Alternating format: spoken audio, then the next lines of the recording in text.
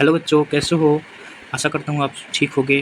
तो आज हमारा तीसरा दिन है। हम 2 दिन में देखे इम्पोर्टेंट क्वेश्चन जो डाइजेशन एंड एब्जॉर्प्शन का था, वो जो ज़रूरी था आपके नीट के लिए, वो हम लोग देखे। और आज हम लोग देखने जा रहे हैं breathing and exchange of gases का क्वेश्चन, जो कि आपके एग्जाम में मिलना ही मिलना है और इससे बहुत सारा क्वेश्चन आपको मिल जाएगा। तो सेशन में बने रहिए और मेरे साथ साथ क्वेश्चन का प्रैक्टिस करिए, क्योंकि इस समय आपका क्वेश्चन का प्रैक्टिस ही आपको आपकी नैया पार लगा सकता है, आपको एग्जाम में सफल बना सकता है। तो चलिए बिना टाइम वेस्ट किए हुए हम लोग स्टार्ट करते हैं अपना क्वेश्चन प्रैक्टिस। फर्स्ट क्वेश्चन देखते हैं। Lungs are surrounded by, lungs जो एक थिन लेयर से सराउंड होता है उसको क्या बोलते हैं? तो उसको हम प्लूरा बोलते हैं, यानी प्लूरल मेम्ब्रेन जो होता है उसी को हम बोलते हैं। सेकंड क्वेश्चन देखते हैं। Even when there is no air in it, human trachea does not collapse due to. तो ये क्यों कोलैप्स नहीं होता है? क्योंकि वो कार्टिलेजिनस रिंग होता है, इसलिए ट्रेकिया कोलैप्स नहीं करता है। थर्ड क्वेश्चन देखते हैं। The movement of true vocal cord in man is controlled by cartilage. तो आर्टिनोइड्स कार्टिलेज होता है, इसी को मैनेज करता है। फोर्थ क्वेश्चन देखते हैं। Speciality common in the alveoli of lungs and villi of intestine in mammal is that both. इसमें से देखना है आपको क्या करेक्ट ऑप्शन है। तो इसमें देखते हैं। तो इसमें पहला क्वेश्चन हो जाएगा provide large surface area. Next question देखते हैं। The structure which prevent the entry of food into wind by. तो ये सबको पता होगा, एपिग्लोटिस। नेक्स्ट क्वेश्चन देखते हैं। The upper part of trachea bears a cylindrical cartilaginous box like a structure is called. तो इसको हम लोग लैरिंग्स बोलते हैं, ऑप्शन नंबर 2। नेक्स्ट क्वेश्चन देखते हैं। Respiratory organ in scorpion are, बिच्छू में जो रेस्पिरेटरी ऑर्गन है उसको क्या बोलते हैं? तो इसको बुकलंग्स बोलते हैं। नेक्स्ट क्वेश्चन देखते हैं। One of the following structure closes the respiratory passage during injection of food. जब फूड का इंजेक्शन होता है तो कौन सा रेस्पिरेटरी ट्रैक को ढक देता है? तो ये नन अदर देन एपिग्लोटिस होता है। नेक्स्ट क्वेश्चन देखते हैं। विच of the following contain inner lining of ciliated epithelium. तो ये ट्रेकिया में होता है सिलिएटेड एपिथेलियम। नेक्स्ट क्वेश्चन देखते हैं। The surface of lungs is covered by, lungs का जो सरफेस होता है वो किस चीज़ से कवर्ड होता है? तो ये सीरोस मेम्ब्रेन से कवर्ड होता है। नेक्स्ट क्वेश्चन देखते हैं। Metal content in haemoglobin is, haemoglobin में कौन सा मेटल पाया जाता है? तो ये हीमोग्लोबिन में फेरस यानी कि आयरन पाया जाता है। Next question. The alveolar epithelium in lungs in humans. तो ये हो जाएगा आपका non ciliated squamous epithelium. Next question देखते हैं। The number of alveoli in human lungs is. तो ये 300 से 400 मिलियन में होते हैं। नेक्स्ट क्वेश्चन देखते हैं। The function of tracheal hair cilia is to pass mucus out. Direct respiration occur in. तो ये इंसेक्ट में डायरेक्ट रेस्पिरेशन होता है। नेक्स्ट क्वेश्चन देखते हैं। Which one of the following can respire in the absence of oxygen. तो ये tapeworm होता है जो बिना ऑक्सीजन के प्रेजेंस में भी रेस्पायर कर लेता है। रेस्पायरेशन इज, इसमें बताना है रेस्पायरेशन कौन सा प्रोसेस है? तो ये फिजिकल प्रोसेस है।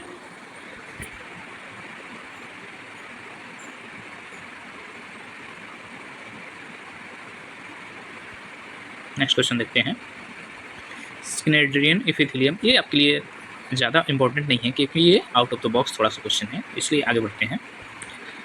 Must develop larynx of human male is called, larynx, इसको एडम्स एप्पल कहते हैं। नेक्स्ट क्वेश्चन देखते हैं। Book lungs are respiratory structure of, Arachnida का बुक लंग्स होता है रेस्पिरेटरी स्ट्रक्चर। नेक्स्ट क्वेश्चन देखते हैं। Cartilage of Santorini is found at the end of which of the following cartilage of लैरिंग्स। तो ये आर्टिनोइड्स जो हम लोग पहले देख चुके हैं वही है। नेक्स्ट क्वेश्चन देखते हैं। Question number 22। Lungs in addition to the respiratory function also help in, pH regulation में भी लंग्स हेल्प करता है। The narrowest and most numerous tubes of the lungs are bronchioles. Glottis is the opening which leads to, glottis trachea में lead करता है। Trachea after entering into lungs divided into two branches called bronchi. Vocal cord occur in, vocal cord larynx में होता है. Common feature of human and insect trachea is non-collapsible valve, जो collapse नहीं करता है. अगर कोलैप्स कर जाएगा तो रेस्पिरेशन में बहुत दिक्कत हो जाएगी. नेक्स्ट क्वेश्चन देखते हैं. The type of respiration in human mammals is called. Pulmonary respiration, ये एनसीईआरटी का लाइन है, आप देख सकते हैं.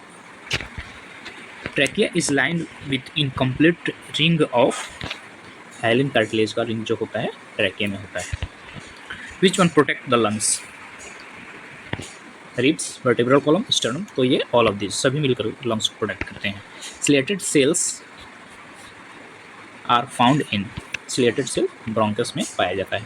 एडम्स एप्पल रिप्रेजेंट, ये थायराइड कार्टिलेज को रिप्रेजेंट करता है. नेक्स्ट क्वेश्चन देखते हैं. Alveoli releases, alveoli increases the surface area by, ये एनसीईआरटी का लाइन ही है, आपके सामने है, बताइए. तो इसमें 100 मीटर स्क्वायर इंक्रीज कर देता है अल्वेलाई. नेक्स्ट क्वेश्चन देखते हैं. In which of the following animal respiration occur without any respiratory organ? किसी रेस्पिरेटरी ऑर्गन की जरूरत नहीं होता है. तो ये तो बहुत आसान सा क्वेश्चन हो गया. अर्थवर्म स्किन से रेस्पिरेशन करता है, इसके लिए उसको कोई ऑर्गन ही नहीं चाहिए होता है. नेक्स्ट क्वेश्चन देखते हैं. The release of energy in the living cells is the process of respiration. The ultimate of all kind of respiration is release of energy. Ultimate process purpose वही ना है, एनर्जी रिलीज करा देना. During inspiration the diaphragm, diaphragm का इसमें क्या होता है? तो ये contract and flattens. Which one has the lowest value? तो सबसे कम लो टाइडल वॉल्यूम होता है. नेक्स्ट क्वेश्चन देखते हैं. The contraction of internal intercostal muscles in rabbit causes expiration. Volume of air inspired और expired in relaxed position is, इसी को हम लोग टाइडल वॉल्यूम बोलते हैं और ये 500 ml होता है. वेंटिलेशन या respiratory control is present in, respiration कहाँ से कंट्रोल होता है? तो ये मेडुला ऑब्लोंगेटा में. Inspiratory air in lungs ultimately reaches alveoli में, और कहाँ जाएगा? Which energy is consume in breathing? Chemical energy. Next question देखते हैं.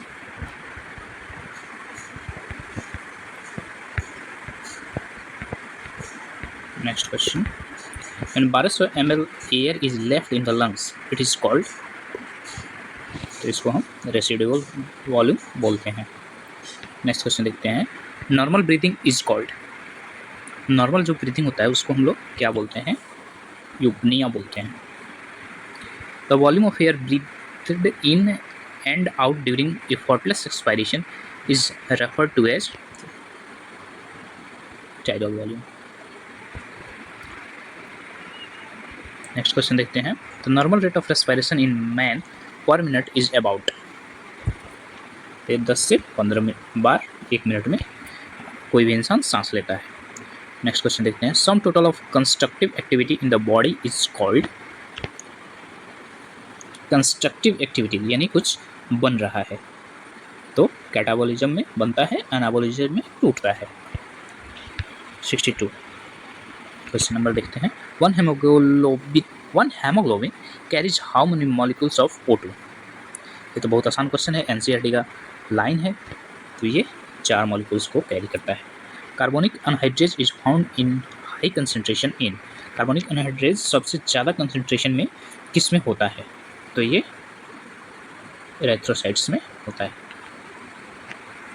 CO2 is transported mainly by, CO2 mainly bicarbonate के तो ट्रांसपोर्ट होता है. नेक्स्ट क्वेश्चन देखते हैं. By which mechanism oxygen is transported from lungs to cells? Diffusion. कहाँ गया? हाँ, डिफ्यूजन होगा. In alveolar air the partial pressure of CO2 is, partial pressure CO2 का 60 mm of Hg। Next question देखते हैं। Amount of oxygen present in 1 gram of haemoglobin is. 1 gram haemoglobin में कितना oxygen होता है? तो ये 1.3 ml ऑक्सीजन होता है। नेक्स्ट क्वेश्चन देखते हैं। Compound soluble in water which doesn't impede oxygen transportation is. SO2 और क्या? Which has more affinity for haemoglobin. Carbon monoxide ज़्यादा घुलनशील होता है। नेक्स्ट क्वेश्चन देखते हैं। Blood carries CO2 mainly in which form. NaHCO3 sodium bicarbonate के form में। नेक्स्ट क्वेश्चन देखते हैं। Which one of the following is respiratory pigment. Anthocyanin, haemoglobin, haemocyanin, haemerythrin. कौन इसमें से नहीं है? तो ये हेमोग्लोबिन तो है, हीमोसायनिन भी है, हीमोएरिथ्रिन है, एंथोसायनिन रेस्पिरेटरी पिगमेंट नहीं है।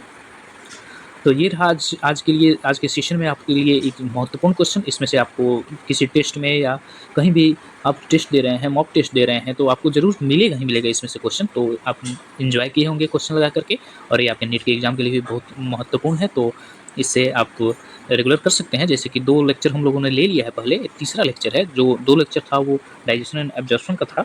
अगर आप नहीं देखे हैं तो जाकर चैनल पर देख सकते हैं उसको भी, और आगे हम लोग फिर कंटिन्यू करेंगे। कल फिर हम इसी का AIPMT यानी जितने नीट में क्वेश्चन पिछले साल पूछे गए हैं उस सबको लेकर आऊँगा, जो कि बहुत एक मिरर होता है आपको रास्ता दिखाने के लिए कि आप तैयारी किस वे में करेंगे कि आप सफल हो जाएंगे। तो बाकी अपने इस सेशन को अपने दोस्तों के साथ शेयर करिएगा, लाइक कर दीजिएगा और ज़्यादा से ज़्यादा शेयर करिएगा। धन्यवाद।